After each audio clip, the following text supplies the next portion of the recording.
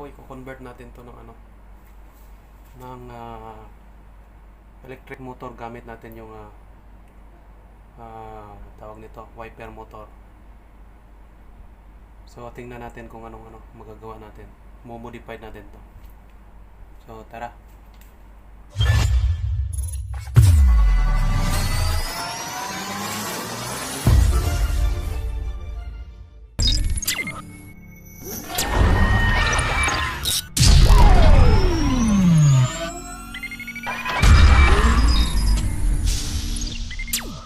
So yun mga kabarata, ito yung gagamitin nating motor, wiper motor. I-modified natin dito sa rail para itong manual magiging electric rail na siya. So lagyan natin ng bracket. Ito i-attach natin to, yan. Diyan. Tapos itong electric motor dyan na siya. Diyan na siya nakamount. So makikita ninyo mamaya yung progress nito. Gagawin muna natin. So tinanggal ko lang yung handle nya. Dito yan. Para itong motor na yung magdadrive. Nagawa ko ng coupling. Ito yung coupling nya. Tubular.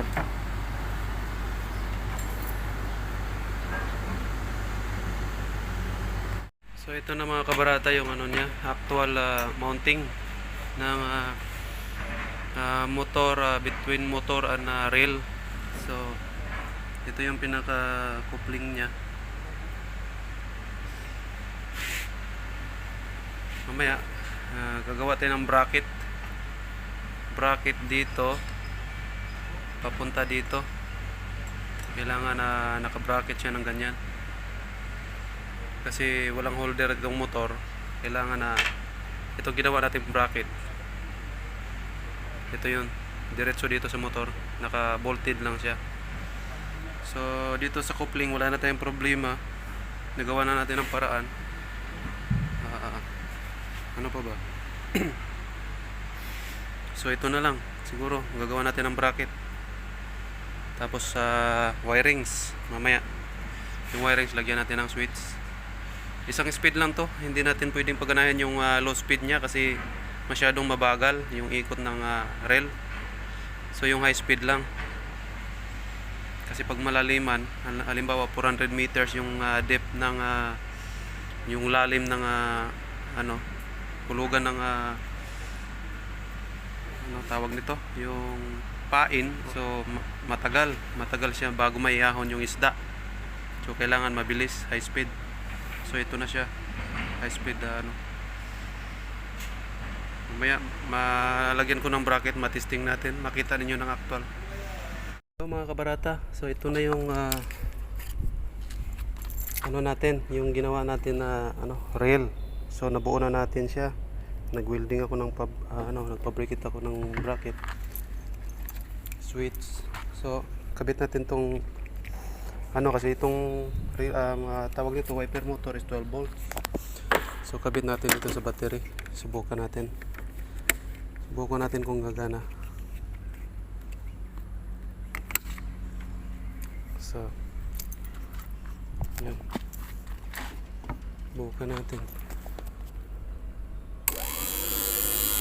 So yan mga kabarata, gumana na siya. Yan, nag-spin na siya, oh. Yan.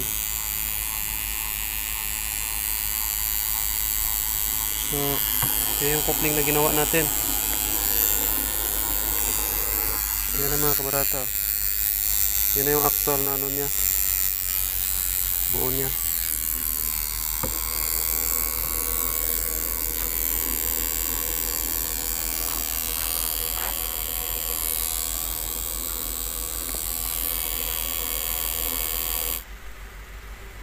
So ayan mga kabarata, subukan natin yung strength at puwersa niya. Subukan nating hilahin yung maliit na tabla kung kaya niya.